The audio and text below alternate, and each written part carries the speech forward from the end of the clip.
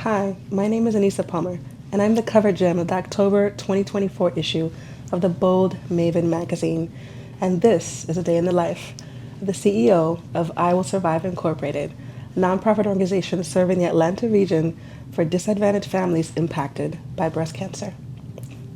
As soon as I wake up in the morning, an hour before I wake up my 3-year-old, I have to prepare breakfast, make sure he has his school clothes ready, and make sure I am ready to go. And if I have a big meeting, I have to get the suit ready. But sometimes I'm so lucky to get a workout before I start my day. And sometimes it has to be the other side of the house so I don't wake up my precious 3-year-old. If I can't get a full workout in, to get some stretching in. If my body does not get a stretch in the morning or some type of meditation or yoga, I am no good for anyone. My son's been craving almost every morning now my special eggs. So what's in my special eggs? I add coconut milk. Yes, coconut milk from the can. And it has to be nice and creamy. And I gotta blend it in the eggs really well with a little coconut oil in the pan and a low heat so it's nice and soft. Sometimes he wants it in a sandwich, but sometimes he wants the eggs by itself or some muffins and blueberries. And of course, has to be his orange juice on the side. As soon as he gets up, his breakfast is ready to go and we are ready to get out the door. But sometimes, if you have a 3-year-old, you know there's some struggle. So we might not leave exactly the moment we're supposed to. But I got to get him to school on time so that a mom can start her day and turn into CEO.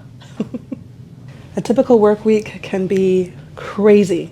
I work closely with my board of directors and my staff, and I'm so grateful. Even the interns that we have, we accept interns all across the nation.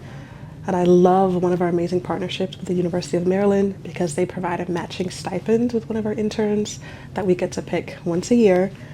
And so it varies from semester to semester what students work on.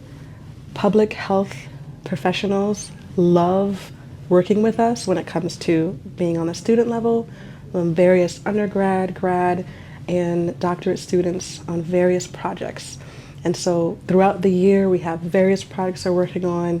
Right now, we have 2 large groups with Georgia Tech students that are working on some incredible work.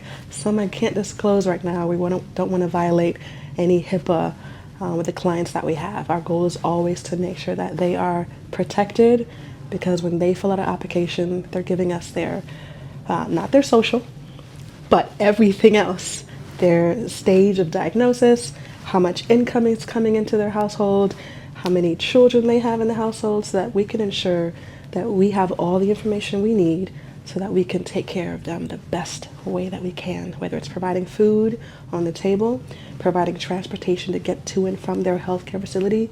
And so we have an amazing program director, Sierra, on our team, who even goes into the applications and provides how far proximity-wise a patient from their home to their health system, so we know if they're worthy of a $50 gas card or $100 gas card, just to ensure they don't have any missed appointments. Because as we know, one missed appointment in treatment can affect the outcome of that family. We don't want to do that. If I have my son's dentist appointment to run to, in the mix of all the work meetings, whether it's donor prospect meetings, whether it's new partner meetings, running across all the Atlanta region, I might be in 3 counties in 1 week, whether it's jumping from Henry County or even down to Noonan County with City of Hope.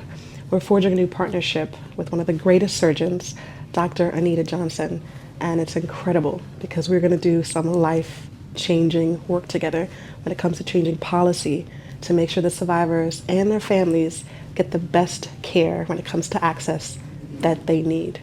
Typical work days, if I wake up at 6 a.m. in the morning, at least an hour before my son wakes up, and go all the way sometimes if I'm picking him up to make sure that he gets some outside time. And trust me, I need some outside time too.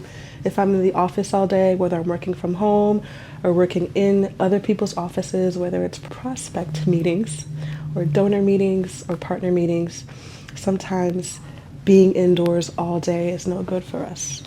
And I can't say it and not do it myself. So I make sure that I'm getting some outside time. And sometimes it's just with my son. We know almost every park across the Atlanta region to ensure that we're getting some outside time. So vitamin D, if the sun is not shining as bright as it can be, we're making sure we're adding fitness in there so that we can be the best people that we can be. No days are perfect, but I really strive by starting in the morning with making sure that I'm, saying my mantras. And now I have my son saying some of his own. I am strong. I am smart. I can do anything. And so he says that every morning. And so I actually take that into my work day. I can do anything. So when I get closed doors, when people tell me no, they can't donate, or no, they don't want to be a partner, I take that no as a not right now. And I channel that energy into moving forward, whether it's going to be next quarter, sometime before that year closes, so that we know that we can accomplish all the goals that we have for our team, for our community, and for the survivors. After my long day, whether it's picking up my child after work, getting some outside time in, we finally get home, and sometimes I still have a few meetings or some emails to finish up. And I'm balancing that while cooking. My son's favorite dinner is pasta. Whether it's adding shrimp in there, make sure some spinach as well to make sure his iron's good to go. We get our bedtime routine in. We like to have a dance party after cleanup. Another way to get some fitness activities in there before the evening's done. Bedtime, story time, bath time. It's a routine that sometimes can last an hour or 2 hours. Balancing emails in between there, a couple Zoom meetings, and then making sure that I'm able to really disconnect before that I can sleep. When I do get into bed after a decent shower, I like to enjoy a nice warm cup of tea, whether it's chamomile or something else, just to get me in a good mood, decompress from a hectic day, but also have an attitude of gratitude. I was able to accomplish any goals that I set forth for that day to really close out for the night. That's all for now, but you can read my cover story at theboldmaven.com.